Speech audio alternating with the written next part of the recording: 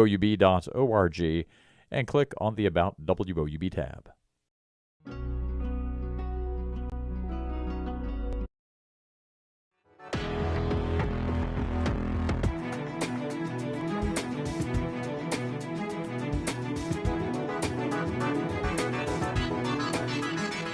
Good evening, I'm Morgan Anderson. And I'm Charlie Ehlenfeld. Welcome to Newswatch. Athens City Council met last night to pass and consider ordinance concerning new homeless shelters, vacant buildings, and joining a national opioid settlement.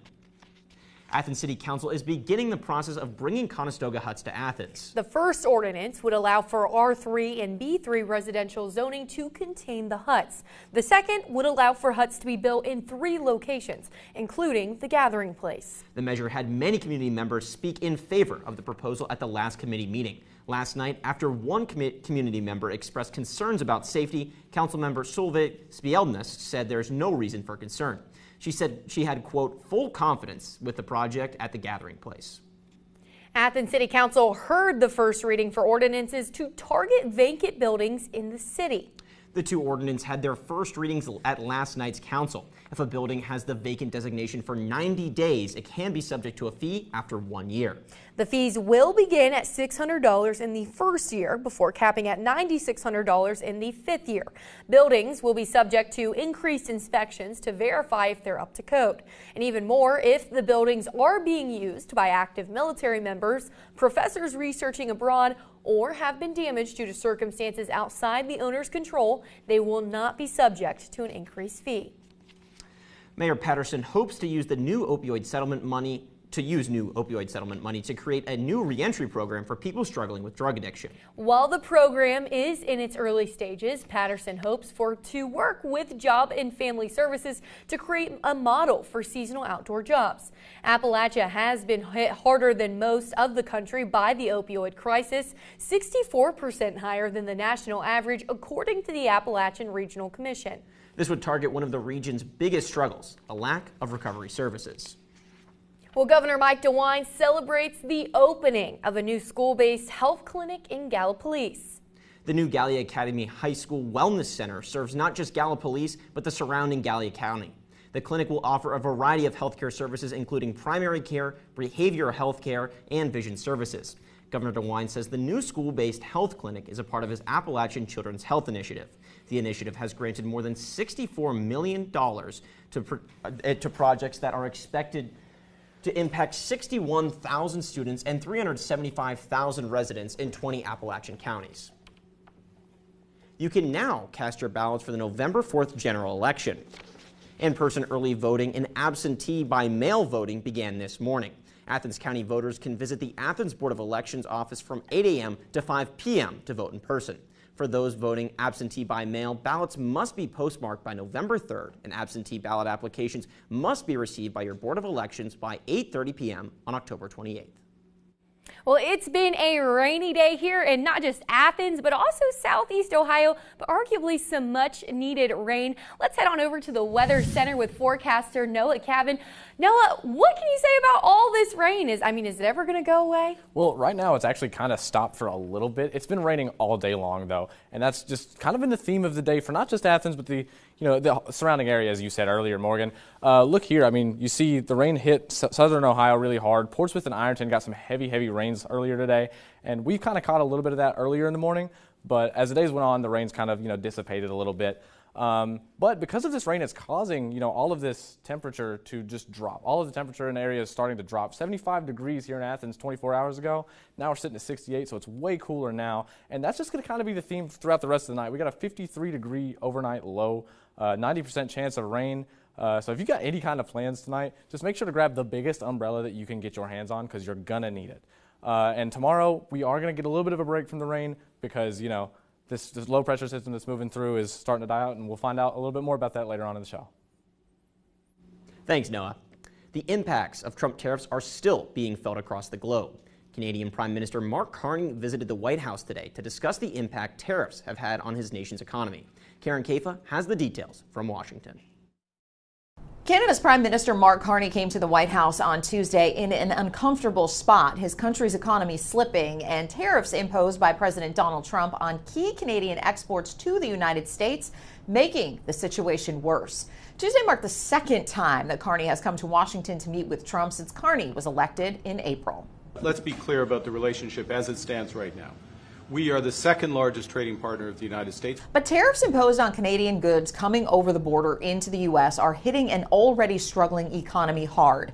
According to Canadian government data, the unemployment rate hit 7.1% in August, the highest level since May 2016, outside of the pandemic period.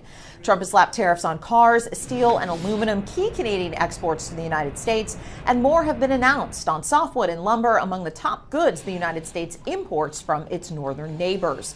Trump said Tuesday that the close proximity of the two countries creates a trade conflict. In other countries, they're very far away, and there's no problem. You can compete and you can do. We don't like to compete because we sort of hurt each other when we compete. And so we have a natural conflict. It's a natural business conflict. Nothing wrong with it. And I think we've come a long way over the last few months, actually, in terms of that relationship. Trump also adding that the U.S. will treat Canada fairly. Canada, the U.S., and Mexico have also started consultations on renewing the trade agreement that was first negotiated by the first Trump administration and launched back in 2020. That agreement is set to expire in 2026. In Washington, I'm Karen Kafa. Coming up, on Capitol Hill, Attorney General Pam Bondi testifies before the Senate Judiciary Committee. And the Texas National Guard has officially arrived in Illinois. What this means for the people of Chicago. And we got some rain moving through the area. Find out more next.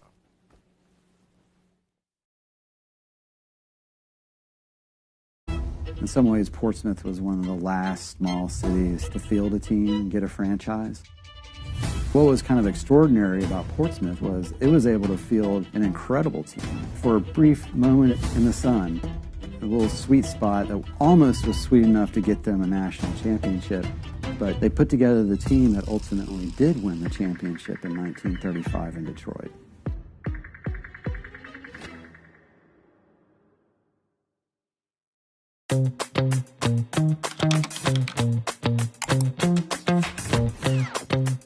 PBS viewers believe that businesses that sponsor PBS on WOUB Public Television have a commitment to quality and excellence. Sponsoring a PBS television program offers your business a unique opportunity to connect with a highly engaged, loyal, and trustful audience in a clutter-free environment, leading to increased brand awareness, positive perception, and potential for higher customer engagement. Your sponsorship is important to the community, and the rewards come back to you in the form of loyal customers. Align your organization with America's most trusted news and public affairs network. WOUB Public Television is worthy of your trust. Contact Corporate Support Director Kathy Malesic at 740-593-4909 or online at woub.org/support.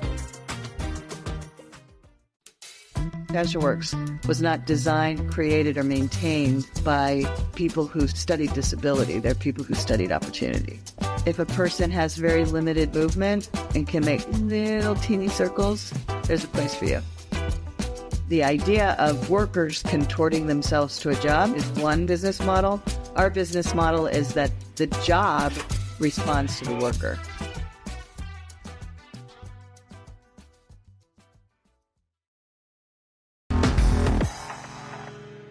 Attorney General Pam Bondi appeared before the Senate Judiciary Committee today. Topics of discussion included drone strikes on suspected drug cartels, use of the military in U.S. cities, and her handling of the so-called Epstein files. Michael Yoshida has the full story.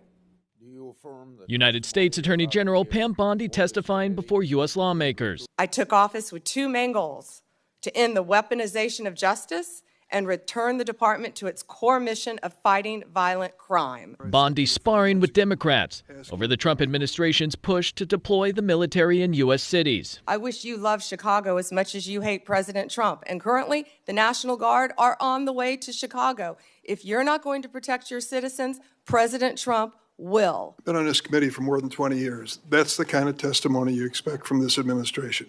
A simple question as to whether or not they had a legal rationale for deploying National Guard troops becomes grounds for personal attack. Bondi also asked about allegations from Republican senators that as part of the January 6th investigation, the FBI improperly spied on them by obtaining phone records of GOP lawmakers.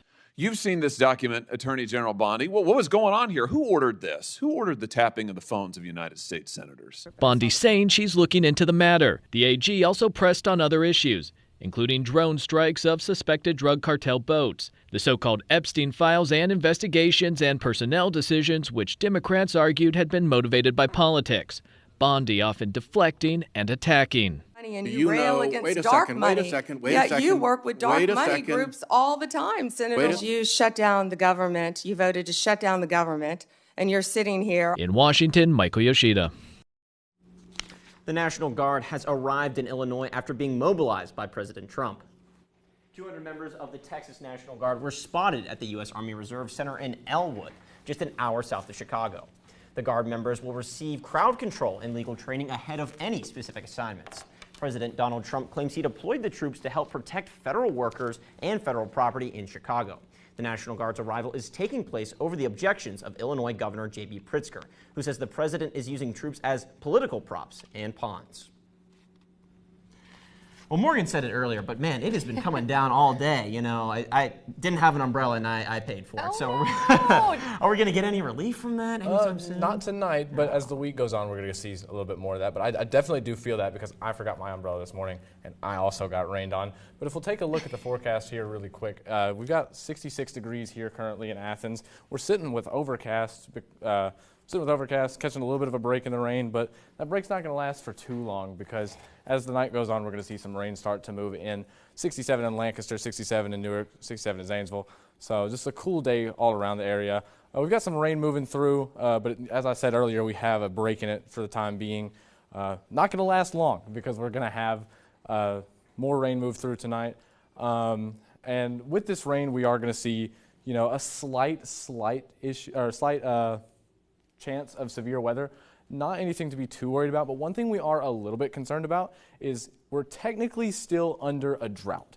And this dry soil combined with the winds that we're seeing and all this heavy rain, we've got 2 inches of rain as of midnight today here in Athens. It's causing some flood warnings and some flood advisories. Now, earlier we saw one in Lancaster, we saw one close to Columbus, and now they're kind of all towards the south, down in Moorhead, Kentucky, and places like that. But something to keep an eye on tonight as the rain starts to come down is that we could start to see some advisories and warnings and watches pop up in this area tonight.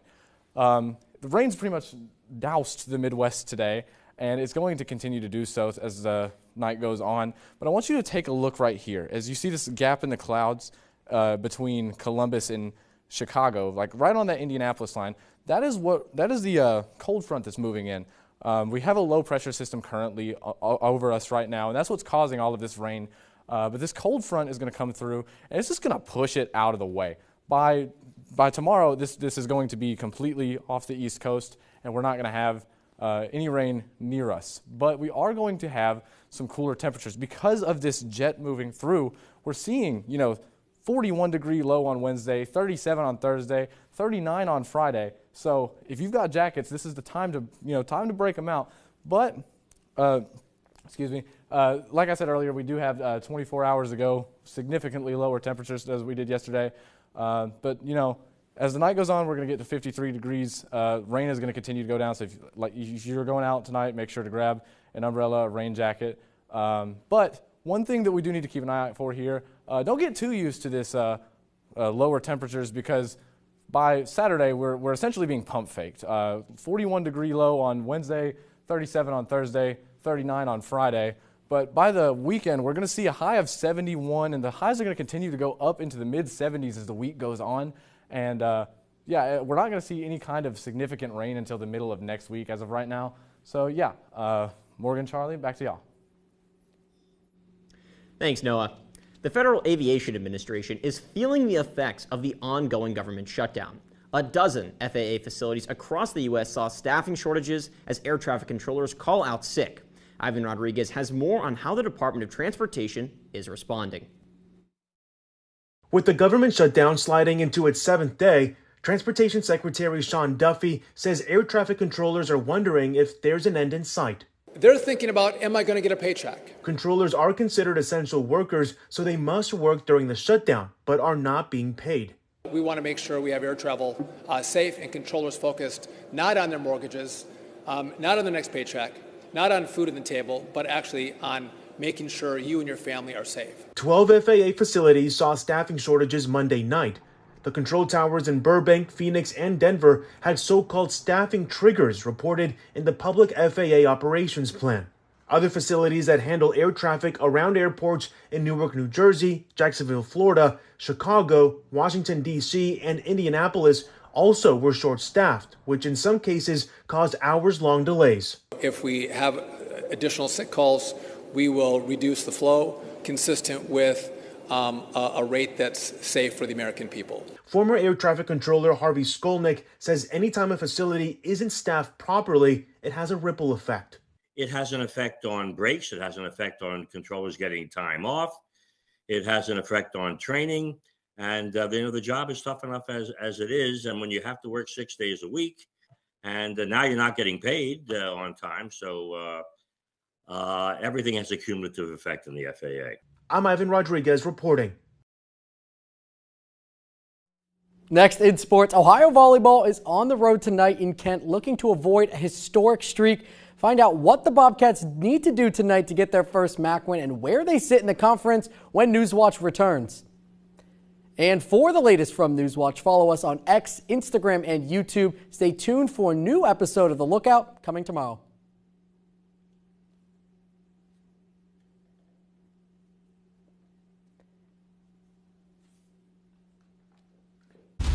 These are the footprints of an actual human being who stood basically where I'm standing. This landscape would have been filled with huge animals. They would have dwarfed us. For the humans here, this was their new world. And more of us were putting down roots. Human into the Americas on Nova. Wednesday at 9 on WOUB. On Secrets of the Dead. The Colosseum is the most famous monument in the Roman world. An excavation sheds new light on the gladiator battles once held inside its walls. The sport is entirely different than we've been led to believe. And on the Roman Empire itself. Inside the games is a microcosm of the reality of the world order. Rome is in charge. The rise and fall of the Colosseum on Secrets of the Dead. Wednesday at 10 on WOUB. For more than 70 years, WOUB Public Media has been the place where people in our region turn to learn how stories of the past ignite the imagination of the future. It's where information, entertainment, and education work together to inform, enlighten, and inspire generations. It's the place where the community gathers to hear and see our world in new and innovative ways. WOUB, the public media you trust that's worthy of your support. The Cartober fundraising drive is on. Help give back this month by donating your used car, truck, RV, or boat to our station. Donating is easy and it's tax deductible. Just call this toll-free number. Schedule your free pickup, we'll tow it and give you a donation receipt. Can't donate a car? Spread the word by telling your friends or family. Learn more by calling this toll-free number or visiting us online.